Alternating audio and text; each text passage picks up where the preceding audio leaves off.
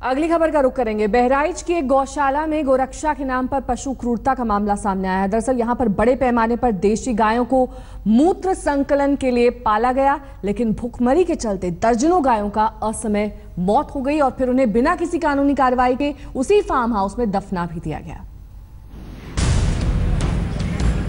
ये उत्तर प्रदेश के बहराइच जिले के एक गांव का फार्म हाउस है, जहां गायें रहती हैं।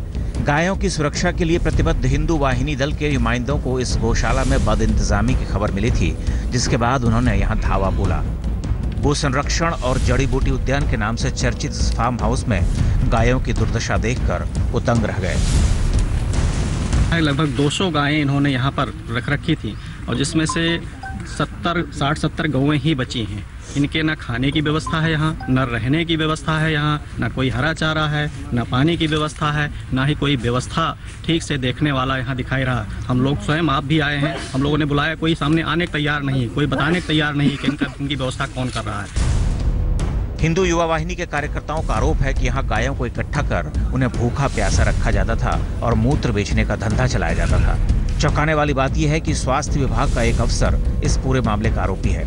यहाँ गोपालन के साथ बिना किसी नाम और रजिस्ट्रेशन की दवाइयाँ और जड़ी बूटियों को बेचने का काम भी चल रहा था।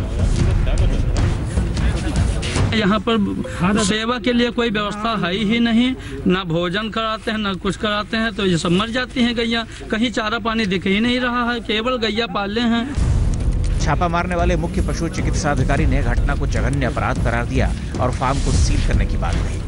यहाँ देख रहा हूँ कि गायें जो हैं बहुत ही वीक जीर्ण अवस्था में, पानी दाना की कोई व्यवस्था नहीं और कम से कम 50-60 गायों की कब्र बनी हुई जो लगातार 2-3 महीने के अंदर मरी हुई हैं।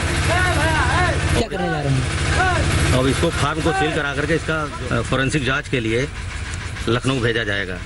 दूसरी ओर आरोपी फार्म हाउस मालिक additional CMO doctor JN Mishra का कहना है कि उन्होंने 9 बच्चियों से गौशाला की शुरुआत की थी और उनका मकसद गौ सेवा था, लेकिन चारा पानी से तंग आकर लोग अपनी कमजोर और बीमार गायों को भी उनके फार्म हाउस पर बांध जाते थे।